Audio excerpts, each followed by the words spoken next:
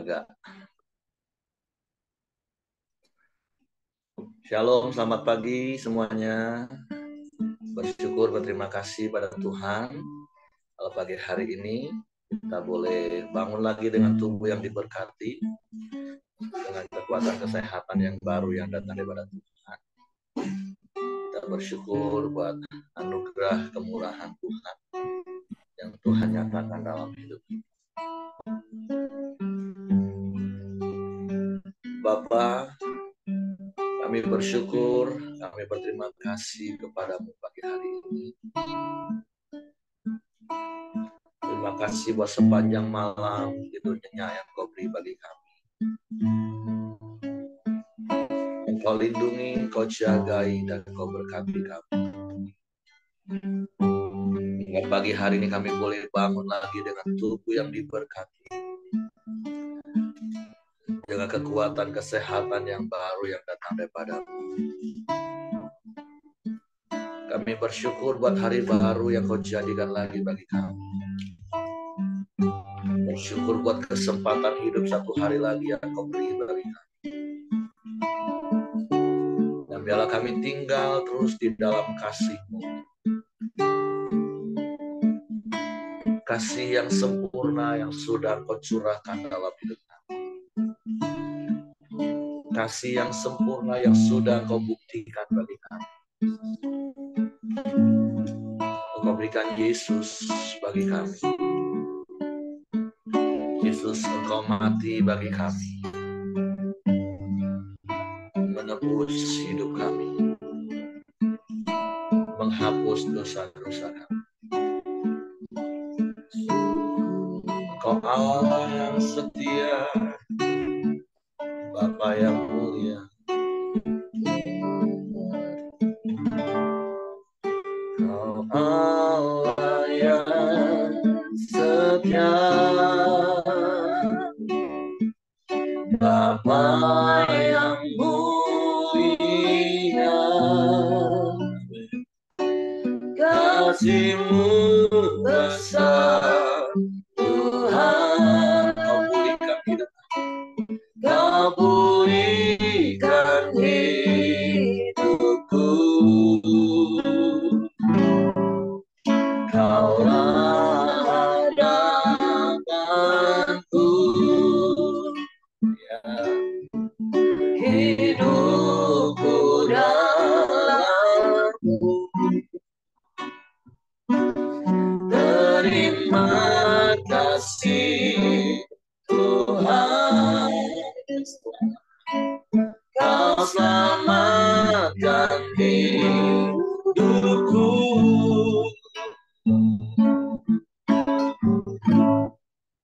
Dengan apakah ku kalah segala kebaikan-Mu. Segenap hatiku menyembah-Mu, Yesus. Ku bersyukur padamu. Dengan apakah ku kalah segala kebaikan-Mu. Segenap hatiku menyembah-Mu, Yesus. Ku bersyukur padamu selamanya.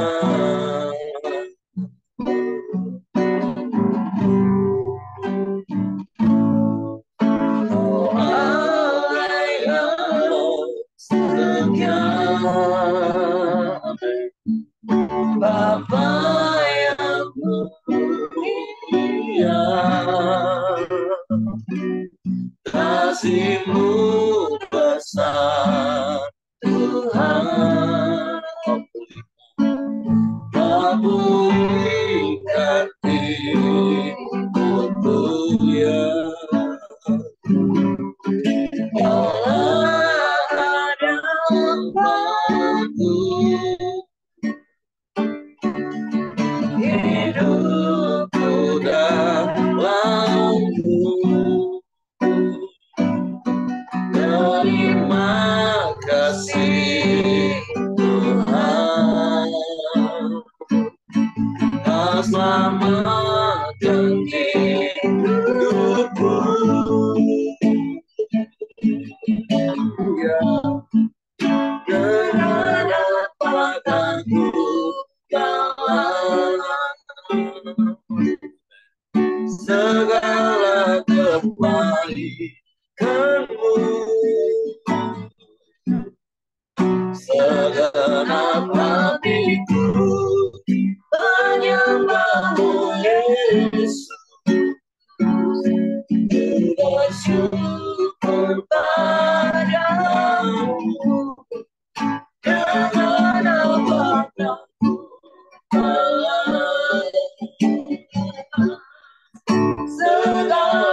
kebaikan-Mu.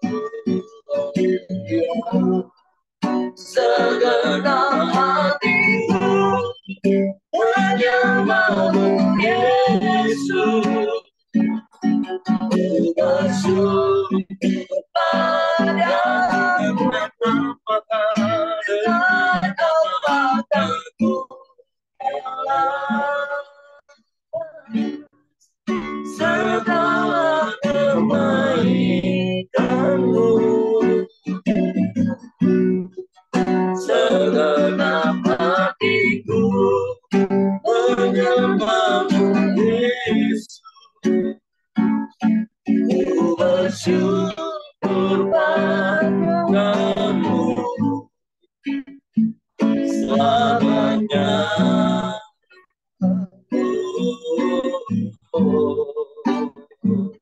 Selamanya.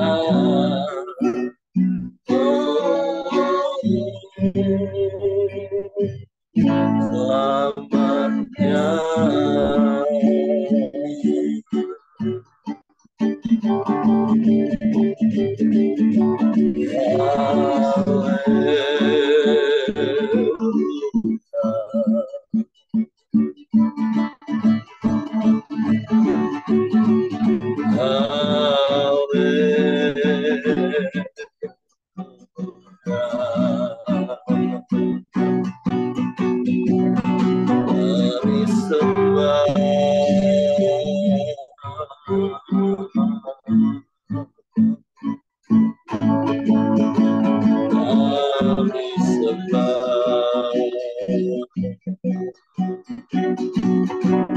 Sebab dengan apakah kami dapat membalas setiap kebaikan-Mu? Dengan pujian, syukur, penyembahan kami kepadamu. Karena terlalu baik Engkau bagi kami. Kasih-Mu ajaib. Engkau mengasihi kami, Engkau menerima kami apa adanya. Engkau tidak mengingat salah dan dosa kami. Engkau jadikan kami anak-anak-Mu, umat ketebusan-Mu, milik pusaka-Mu.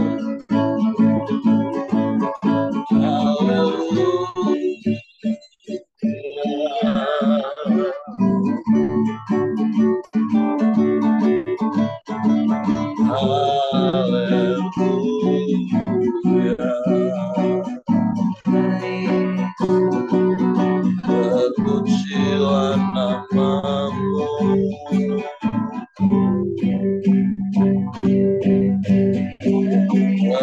Terpujilah nama-Mu.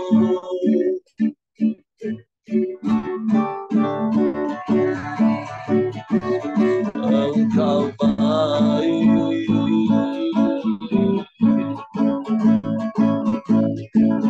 Engkau baik.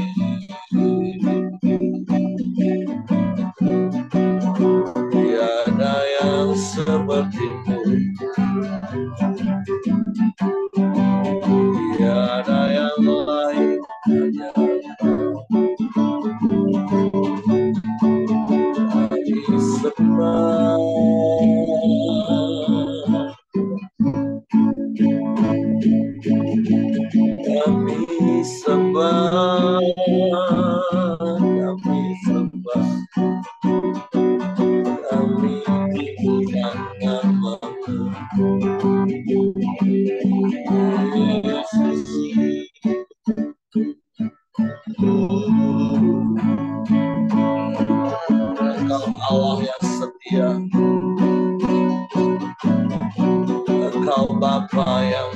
Haleluya.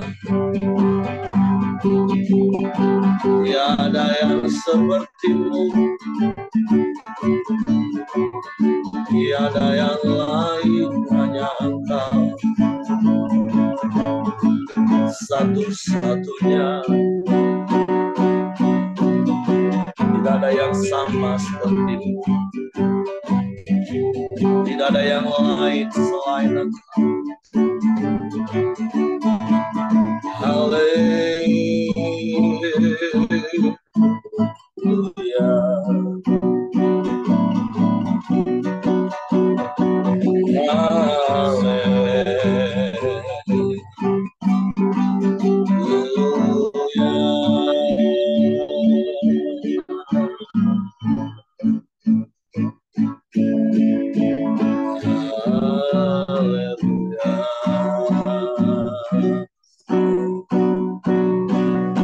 Terpujilah namamu,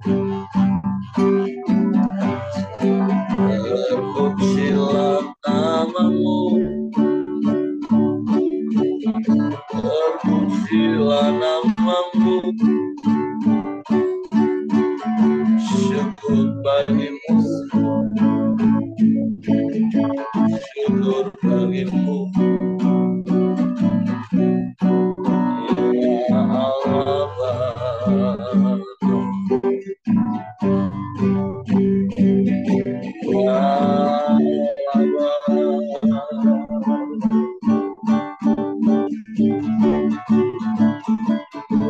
Ya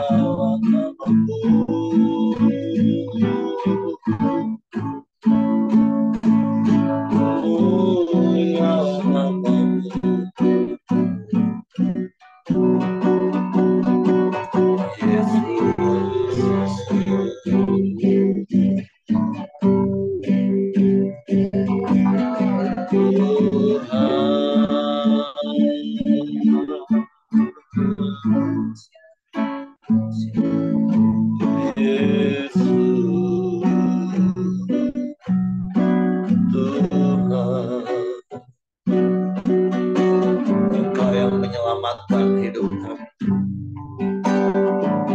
Engkau yang memulihkan hidup kami. Karena kasih-Mu, semua hanya karena kasih-Mu.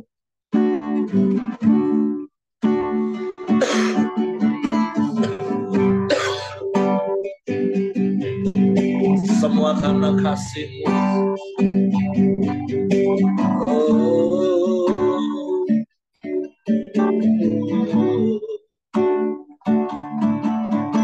kami sembah,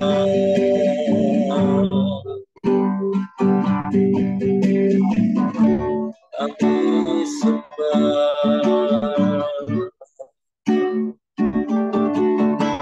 Terpujilah namamu, terpujilah namamu. Haleluya.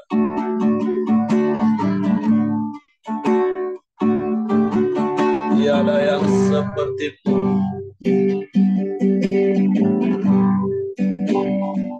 tiada yang lain.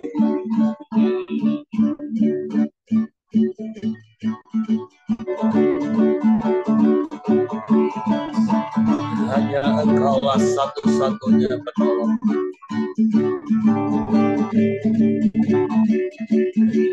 Hanya kepadamu lah hati kami percaya.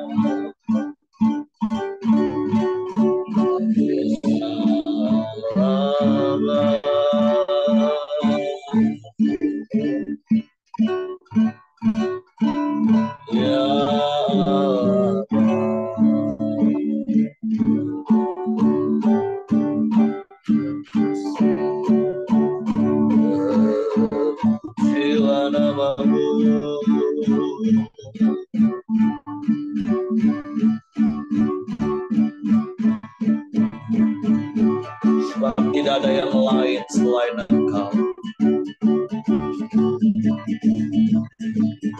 Hanya Engkau yang layak dipuji, disembah.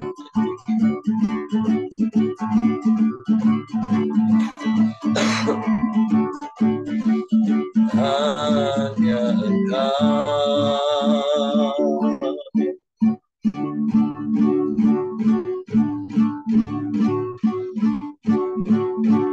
Sebab Engkaulah pengharapan kami. Engkaulah sandaran kami. Engkau satu-satunya yang kami percaya.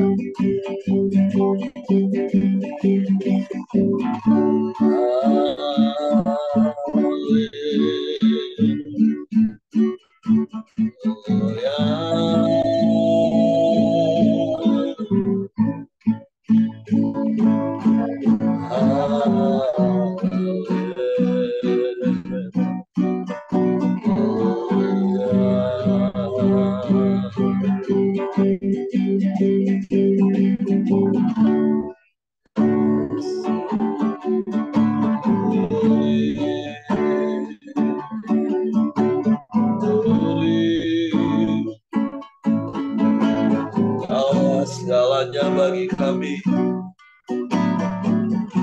Engkau jawaban dalam setiap persoalan. Engkau pertolongan di dalam setiap pergumulan kami. Engkau kekuatan kami. Engkau yang memampukan kami. Yang kami ucapkan menanggung segala perkara.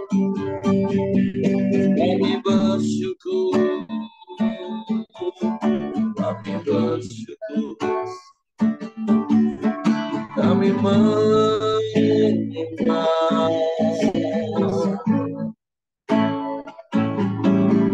Kami menyembah.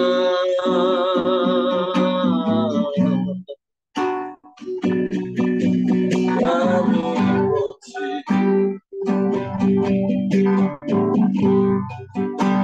Kami menyembah.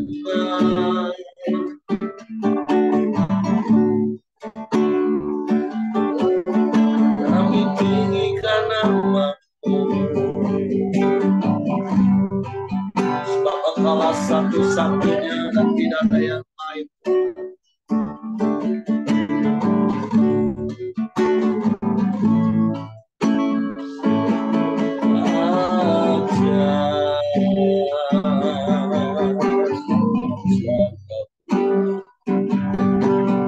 Kau sungguh heran, kau sungguh ajaib, kau sungguh keras. Tiada yang seperti-Mu, tiada yang lain, hanya Engkau. Hanya kepada-Mu kami percaya. Sebab Engkau yang terbukti setia sampai akhir. Engkau tak pernah meninggalkan kami. Engkau tidak pernah membiarkan kami sendiri. Engkau selalu ada bersama kami. Kami bersyukur, kami bersyukur. Terima kasih. Terima kasih. Sebab Engkaulah satu-satunya. Terima kasih.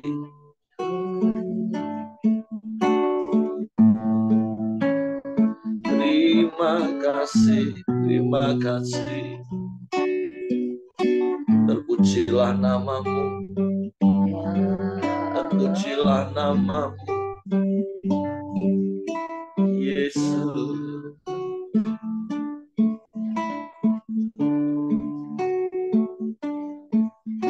Engkau Tuhan yang setia, waktumu selalu yang terbaik. Engkau Tuhan sandaranku, dan ku hanya kan berharap padamu. Satu-satunya yang ku andalkan, satu-satunya yang ku percaya. Engkau sumber kekuatan, sumber pengharapan, sumber kedamaian. Satu-satunya yang ku andalkan, satu-satunya yang ku percaya. Engkau Tuhan memberkati, Tuhan penyembuhku, Tuhan pemulihku. Amin. Engkau Tuhan yang setia, waktumu selalu yang terbaik. Engkau Tuhan sandaranku, dan hanya kan berharap padamu. Satu-satunya yang ku andalkan,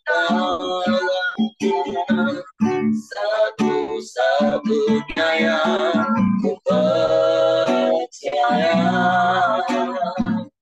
Engkau sumber kekuatan, sumber pengharapan, sumber kedamaian. Satu-satunya yang ku andalkan, satu-satunya yang ku percaya. Engkau Tuhan memberkati, Tuhan penyembuhku, Tuhan pemulihku.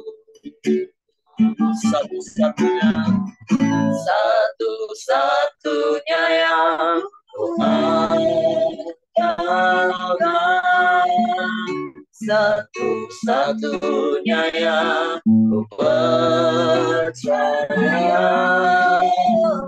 Engkau sumber kekuatan, sumber pengharapan, sumber kedamaian. Satu-satunya yang ku andalkan, satu-satunya yang ku percaya. Engkau Tuhan memberkati, Tuhan penyembuhku, Tuhan pemulihku. Hanyakah satu-satunya, tidak ada yang lain selain Engkau. Engkau sumber segalanya bagi kami, Tuhan. Waktu kami aman di dalam-Mu, kami tenang di dekat-Mu, dan kami mau terus tinggal di dalam-Mu, firman-Mu di dalam kami. Kami mau terus tinggal di dalam kasih-Mu yang sempurna. yang sudah Engkau curahkan dalam hidup kami.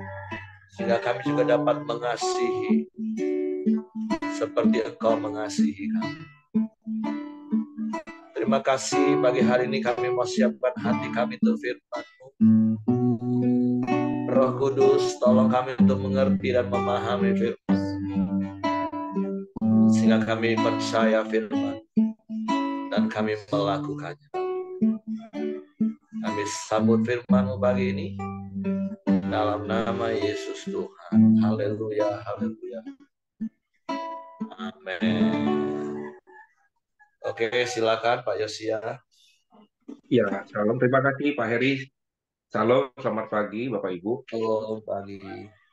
Hari ini kita masuk ke kitab 1 Raja-Raja pasalnya yang kelima. Ya, judul perikopnya yaitu mengenai persiapan-persiapan untuk mendirikan bait suci. Saya bacakan ya Bapak Ibu. Hiram Raja Tirus mengutus pegawai-pegawainya kepada Salomo karena didengarnya bahwa Salomo telah diurapi menjadi raja menggantikan ayahnya. Sebab Hiram senantiasa bersahabat dengan Daud. Lalu Salomo mengutus orang kepada Hiram dengan pesan, "Engkau tahu bahwa Daud ayahku tidak dapat mendirikan sebuah rumah bagi nama Tuhan, Allahnya, oleh karena musuh-musuhnya memerangi dia dan dari segala jurusan, sampai Tuhan menyerahkan mereka ke bawah telapak kakinya. Tetapi sekarang Tuhan Allahku telah mengaruniakan keamanan kepadaku, di mana-mana tidak ada lagi lawan dan tidak ada lagi malapetaka menimpanya. Dan ketahuilah, aku berpikir-pikir hendak mendirikan sebuah rumah bagi nama Tuhan Allahku, seperti yang dijanjikan Tuhan kepada Daud ayahku. Demikianlah anakmu yang hendak kududukan nanti di atas tahtamu, menggantikan kau. Dialah yang akan mendirikan rumah itu bagi namaku." Ya, saya stop dulu di situ ya. Jadi, judul perikopnya yaitu mengenai pembangunan bait suci. Ya, kalau kita pernah ke Israel, ini mungkin bait Allah yang pertama ya. Nanti ada bait Allah yang kedua. Ya, jadi sebenarnya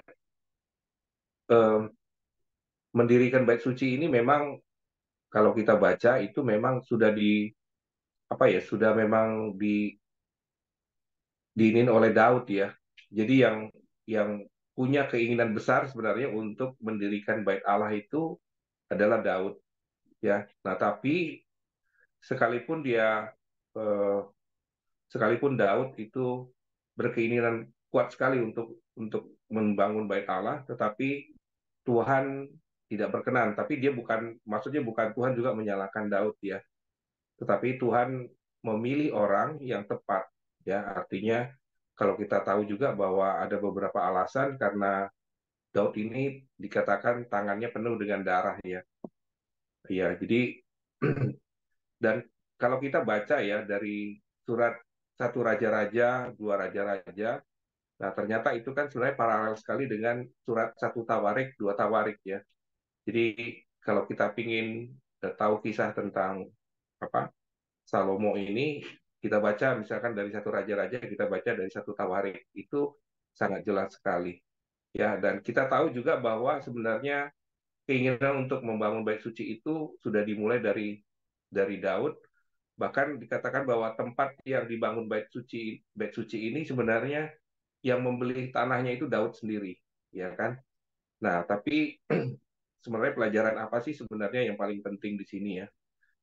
Eh, Mungkin Daud dengan beberapa anak-anaknya ya, dia tidak terlalu apa ya, tidak terlalu eh, hubungannya tidak terlalu baik ya. Tetapi kalau dengan Salomo saya melihat bahwa Daud ini cukup baik, dia selalu berarti dia menceritakan visi dia ya untuk membangun bait Allah. Jadi satu hal yang eh, pelajaran yang bisa kita dapat juga ya, ini sangat penting juga bagi kita orang tua ya di dalam pelayanan seperti Pak Heri pernah sampaikan, sangat baik ya supaya anak kita itu bisa meneruskan visi kita untuk pelayanan, ya. Artinya ya di sini kita melihat bagaimana Daud cukup berhasil, ya, cukup berhasil, eh, dia menyampaikan visinya kepada Salomo, dan kita tahu bahwa Salomo itu meneruskan visi yang dimiliki oleh Daud, yaitu untuk membangun bait Allah. Nah, tentunya sebenarnya bait Allah ini kenapa begitu penting, ya? Karena kita tahu pada masanya itu bait Allah itu adalah melambangkan kehadiran Tuhan, ya. Artinya Tuhan hadir ada di dalam bait Allah itu. Terus yang kedua, itu adalah tempat orang untuk beribadah di sana. Ya, kita tahu bahwa sejak bangsa bangsa Israel selalu berperang, tentunya mereka nggak punya tempat ibadah, ya. Nah, kondisi sekarang ini adalah kondisi yang sangat baik, ya, karena Daud itu berhasil menyatukan kerajaan Israel, ya, maksudnya dari suku-suku yang terpisah itu dia berhasil menyatukan, eh, dan idenya adalah membangun bait Allah. Saya lanjutkan ya ke pasal berikutnya. Oleh sebab itu, perintahkanlah orang menebang bagiku pohon-pohon aras dari gunung Libanon, dan biarlah hamba-hambaku membantu hamba-hambamu, dan upah hamba-hambamu akan kubayar kepadamu seberapa juga kau minta. Sebab engkau tahu bahwa di antara kami tidak ada seorang pun yang pandai menebang pohon sama seperti Sidon. Maka segera sesudah Hiram mendengar pesan dari Salomo, ia sangat bersuka cita serta berkata, terpujilah Tuhan pada hari ini, karena ia telah memberikan kepada Daud seorang anak yang bijaksana untuk mengepalai bangsa besar ini. Saya kurang punya referensi ya mengenai Raja Hiram ini, ya, bahwa dia bisa bersuka cita serta berkata terpujilah Tuhan, ya. Apakah memang ini dia mengenal Allahnya orang Israel, ya, atau gimana gimana gitu, ya. Nah, tapi satu hal yang kita lihat di sini bahwa eh, membangun bait Allah itu memang dipersiapkan, dirancang dengan baik ya oleh Salomo, ya. Kita lihat bagaimana eh, Salomo memilih apa pohon-pohon aras dari Gunung Libanon, ya. Nah, kalau kita lihat juga sebenarnya kalau kita pernah ke Israel, sebenarnya eh, daerah Libanon itu kan di utaranya Israel, ya, sedangkan Yerusalem itu di selatannya Israel. Menurut saya itu jauh sekali, ya, bawa kayu dari Libanon sana harus. Nah, kalau kota Tirus itu kan memang di pantai, ya. Artinya tapi ngambil kayunya juga jauh itu. Jadi nanti dibawa dari laut terus sampai ke pelabuhan yang ada di Israel, terus dibawa lagi masuk ke daerah pegunungan, ya. Ini luar biasa sebenarnya pekerjaannya. Artinya apa yang bisa kita pelajari?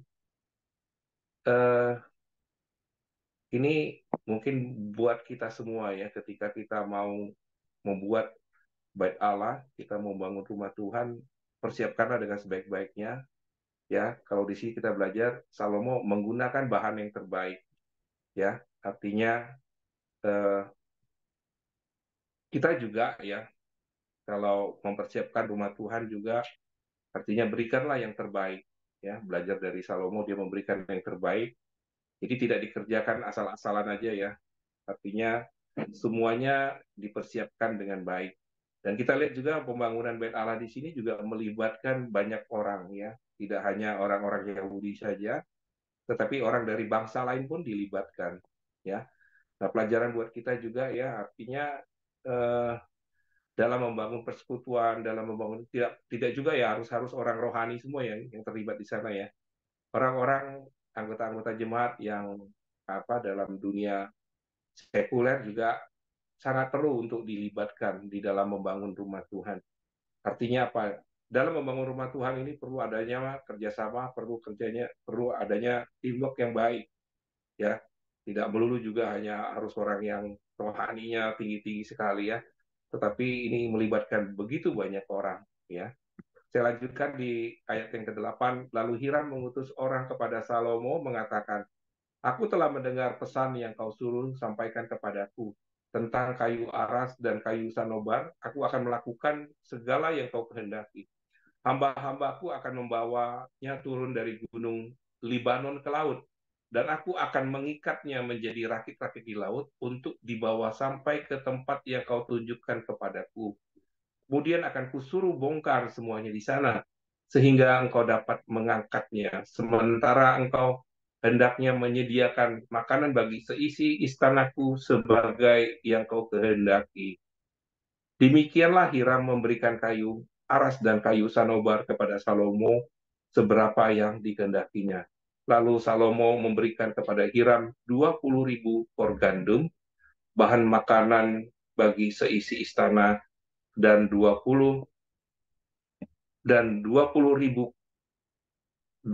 kor minyak tumbuk. Demikianlah diberikan Salomo kepada Hiram pada Hiram tahun demi tahunnya. Kita tahu kalau kita pelajari juga bahwa pembangunan bait suci ini apa memakan waktu sekitar 7 tahun, ya.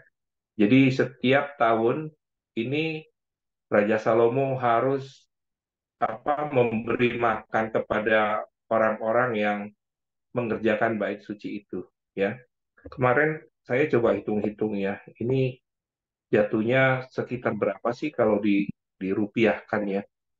Ya artinya memang kalau dikatakan dia membayar dengan apa eh, hitungan core itu sama dengan sekitar 300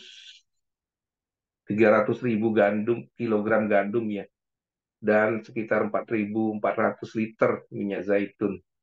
Nah, kalau dihitung-hitung itu setahun, ya, kalau dirupiahkan, kalau harga minyak zaitun itu sekitar 300 ribu, terus harga tepung gandum yang baik itu sekitar 50 ribu. Itu kalau hitung-hitungannya itu dalam setahun itu eh, angka yang harus disediakan itu sekitar 16 miliar, ya, dalam setahun. Cukup besar juga. Ini bukan untuk beli bahan, ya, tapi untuk sorry, untuk membayar membayar bahan-bahan material, ya. Nah, mungkin zaman dulu tuh nggak ada uang yang bisa dipersamakan, jadi bayarnya pakai bahan makanan, ya. Ayat ke-11 saya lanjutkan. Lalu Salomo memberikan kepada Hiram 20.000 kor gandum, bahan makanan bagi seisi istananya, dan 20 kor minyak tumbuk. Demikianlah Salomo yang diberikan Salomo kepada Hiram tahun demi tahun.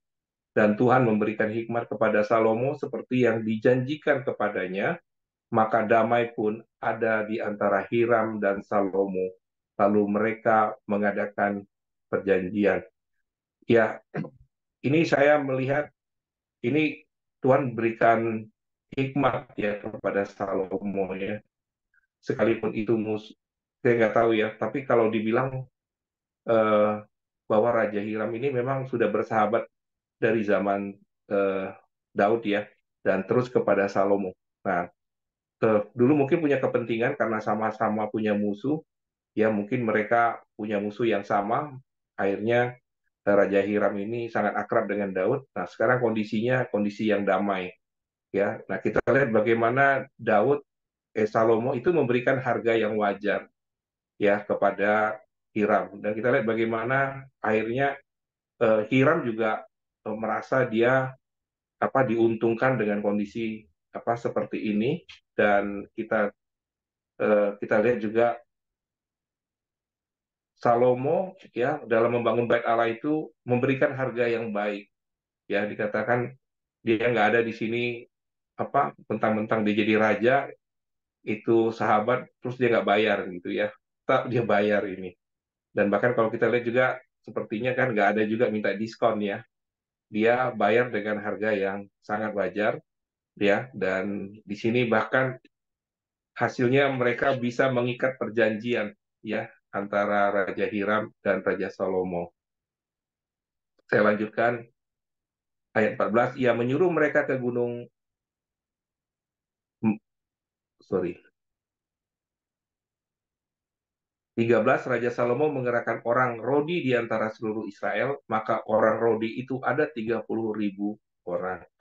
Ya, ia menyuruh mereka ke Gunung Libanon 10.000 orang dalam sebulan berganti-gantian. Selama sebulan mereka ada di Libanon, selama 22 bulan di rumah. Adoniram menjadi kepala Rodi. Lagi pula Salomo mempunyai 70.000 kuli dan 80.000 tukang pahat di pegunungan. Belum terhitung para mandor kepada Salomo yang mengepalai pekerjaan itu, yakni 3.300 orang banyaknya yang mengawasi rakyat yang mengerjakan pekerjaan itu. Ya, kita lihat ini pekerjaan yang mega proyek yang sangat besar sekali ya. Dia katakan ada 30.000 orang. Ya, saya nggak ngebayangin. Sedangkan saya kalau bangun rumah aja pakai 5 tukang aja pusing begitu ya. Ini sampai 30.000 orang ya, banyak sekali ya. Dan dikatakan 10.000 orang sebulan berganti-ganti ya. Jadi selama sebulan mereka ada di Lebanon selama 2 bulan ya. Terus dia dikatakan juga menunjuk kepala Rodi. Kepala Rodi ini maksudnya kepala buruh ya maksudnya ya. Terus saking banyaknya ya. Tapi ya itu tadi ya, memang ini pekerjaan yang besar ya. Yang jelas memang Tuhan berikan hikmat kepada Salomo ya untuk mengatur orang sebanyak itu ya. Dan ayat 17, dan raja memerintahkan mereka supaya mereka melinggis batu yang besar, batu yang mahal-mahal untuk membuat dasar rumah itu dari pahat, dari batu pahat. Ya, jadi kalau kita lihat juga bait suci itu masih ada peninggalan batunya ya. Kalau lihat di tembok ratapan itu batu besar sekali ya. Orang kita nggak kebayangin ngangkatnya pakai apa dulu ya. Nggak ada alat berat, pakai orang ngangkatnya seberat itu ya. Terus ayat 18, maka tukang-tukang Salomo dan tukang-tukang Hiram serta orang-orang Gebel memahat dan menyediakan kayu dan batu untuk mendirikan rumah ini. Jadi memang ya, memang kita lihat apa tukangnya itu bukan hanya pakai tukang Salomo membangun ya, tapi tukangnya Hiram. Ya, mereka bisa bekerja sama, berkolaborasi untuk membangun bait Allah.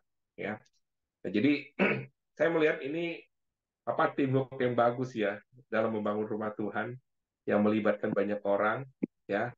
Nah, tentunya eh, semua ini kan memang karena pertolongan Tuhan juga ya. Terus pelajaran apa lagi yang kita dapat bahwa penting sekali seperti Daud ya, dia pasti membagikan, men-sharingkan visinya kepada anaknya Salomo dan Salomo yang meneruskannya.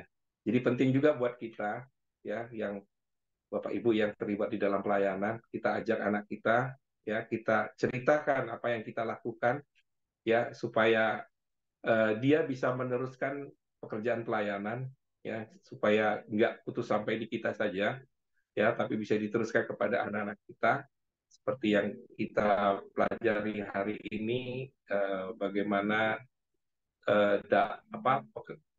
visinya Daud itu diteruskan oleh Salomo, ya ini pekerjaan apa ya, menjadi ikonnya ini juga lah orang Israel ya, bahwa eh, pada masanya itu dibangun bait Allah yang sangat besar ya, dan itu dilakukan tentunya dalam kondisi tidak berperang. Kalau Daud tidak bisa mungkin membangun bait Allah karena pada masa itu terus berperang ya. Dan satu hal yang kemarin yang luar biasa juga ya, eh, bahwa Salomo ini punya begitu banyak pengetahuan ya, dia begitu banyak apa jadi yang apa bisa orang dari seluruh seluruh dunia ya datang untuk belajar kepada Salomo ya, dan itu tentunya dia punya pengetahuan yang luar biasa itu dipakai untuk membangun bait Allah. Makanya dia juga memilih bahan-bahan yang terbaik ya, kayu-kayu yang terbaik ya, dan tentunya itu sangat sangat memuliakan nama Tuhan. Demikian Pak Heri, saya serahkan ke Pak Heri yang bisa saya sharingkan pada pagi hari ini. Oke, terima kasih untuk Pak Yosia. Jadi memang ini adalah sebuah mega proyek. Karena kalau kita baca di total itu orang yang terlibat di dalamnya itu baru dari pihak Israel ada 183.300. Belum lagi itu orang-orangnya Raja Hiram atau Huram kalau di kitab Tawarik. Nah, jadi memang betapa dibutuhkan hikmat Tuhan untuk mengelola pekerjaan yang terlibat sampai ratusan ribu orang. Seperti Pak Yosia bilang tadi, bangun rumah, tukang 5 aja udah pusing yang minta ampun. Ini kan bekerja untuk satu proyek sejumlah ratusan ribu orang tadi itu. Jadi sama seperti kalau Bapak Ibu yang punya usaha, pekerja, mungkin ada orang yang katanya punya karyawan itu sampai ribuan, tapi itu kan kadang terpencar-pencar. Nah, dengan fokus pekerjaan yang berbeda terus digabungkan. Nah, tapi ya satu hal yang kita syukuri karena memang Tuhan memberikan hikmat bagi Salomo. Jadi apa yang perlu ya dalam hidup ini di dalam mengelola pekerjaan kita butuh hikmat Tuhan. Nah, tapi selain apa yang Pak Yosia tadi sudah sampaikan, saya berharap kita tidak salah mengerti kalau membaca ayat-ayat ini kenapa Daud tidak diizinkan Tuhan membangun bait Allah. Kalau di ayat ini kesannya seakan-akan waktu itu dia masih sibuk karena harus berperang, sehingga dia tidak punya kesempatan untuk mendirikan. Nah, maksud saya jangan sampai hal ini dijadikan sebuah alasan. Ya lah Pak, urusan rohani nanti lah Pak ya, aku lagi sibuk urusan jasmani nih Pak. Nanti kalau sudah aman, udah tentram, udah mapan hidupku, nah baru urusan rohani aku urus. Nah kan banyak orang berpikir seperti itu kan Bapak Ibu. Tapi sebenarnya kalau kita baca di pasal di Tawarik yang seperti Pak Yosia jelas, waktu Daud mempunyai keinginan, tapi Tuhan ngomong, bukan kau tapi anakmu. Kenapa? Karena tanganmu itu terlalu banyak darah. Jadi bukan karena dia sibuk peperangan, bukan. Tapi karena terlalu banyak darah. Karena perang, memang karena perangnya. Tapi bukan alasan karena sibuknya maksud saya. Jadi supaya setiap kita juga bisa paham prinsip ini. Jangan berpikir, oh berarti kalau membangun bait Allah, urusan rohani itu nanti kalau sudah nggak sibuk.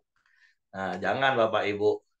Nah, makanya jangan dipisah-pisahkan antara dunia sekuler dan dunia rohani.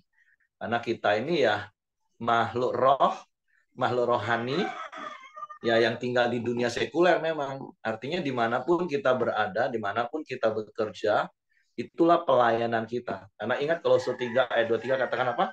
Lakukanlah segala sesuatu.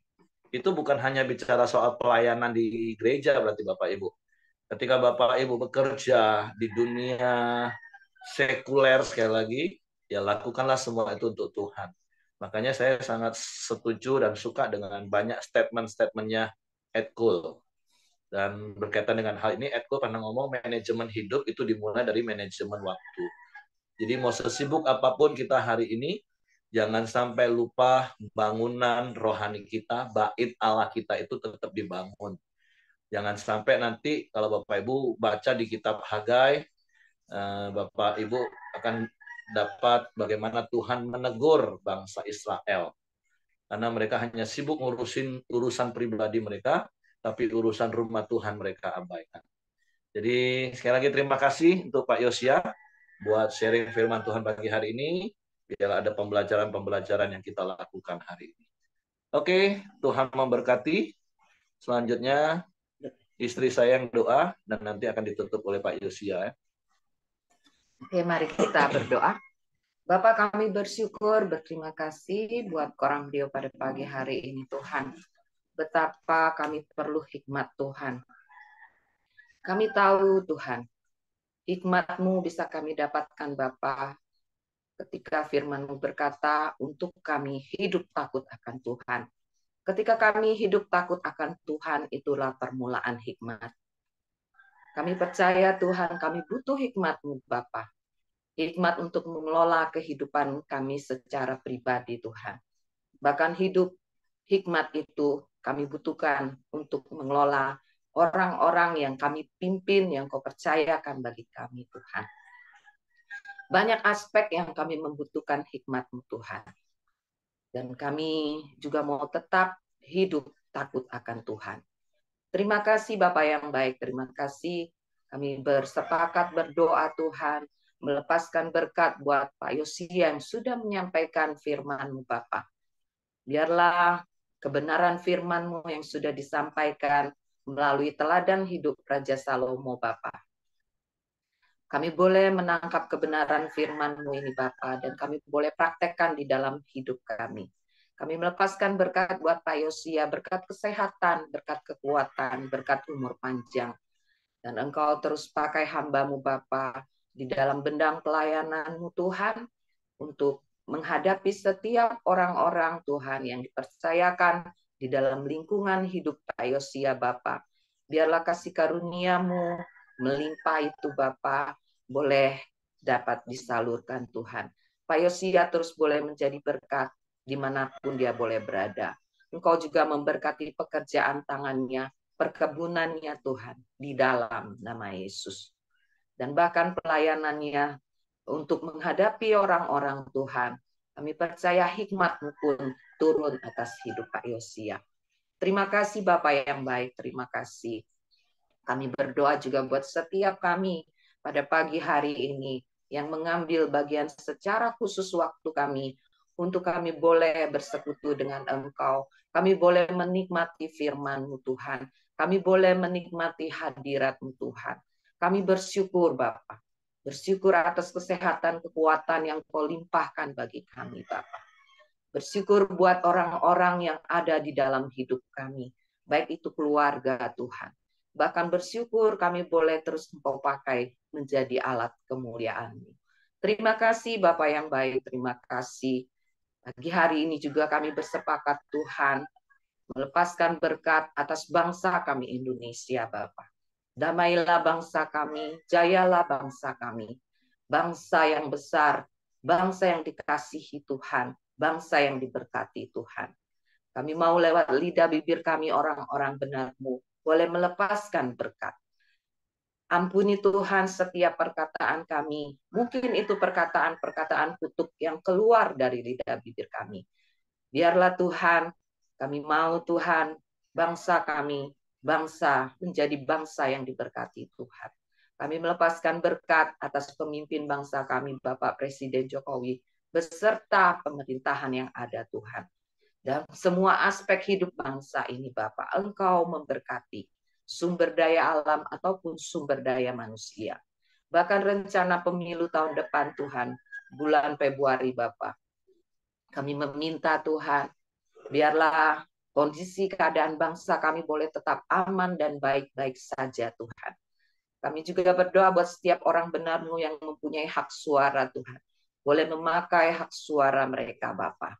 Dan kami percaya Tuhan, hati nurani kami boleh tetap murni di hadapan-Mu Bapak. Ketika kami memilih Tuhan, calon pemimpin bangsa kami.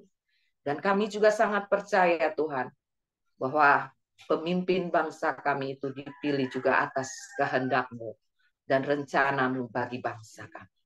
Terima kasih Bapak yang baik, terima kasih. Di dalam nama Tuhan Yesus, kami menyerahkan bangsa kami Indonesia.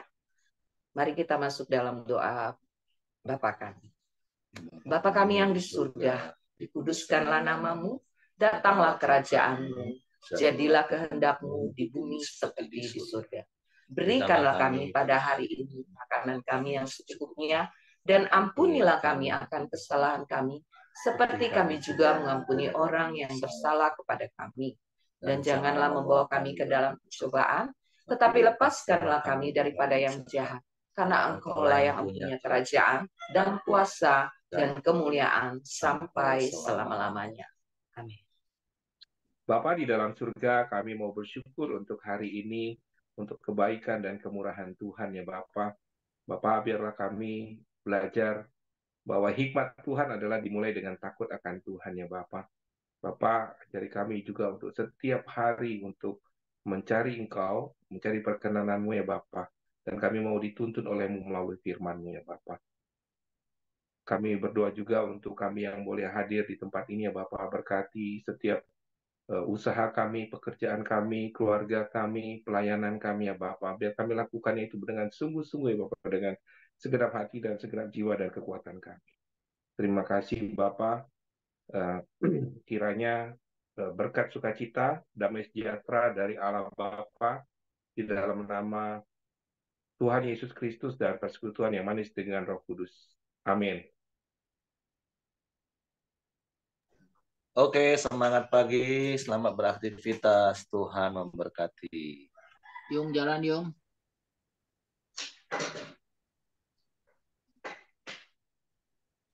Yung. Iya, Pak. Yuk. Boleh, Pak. Sebentar, Pak.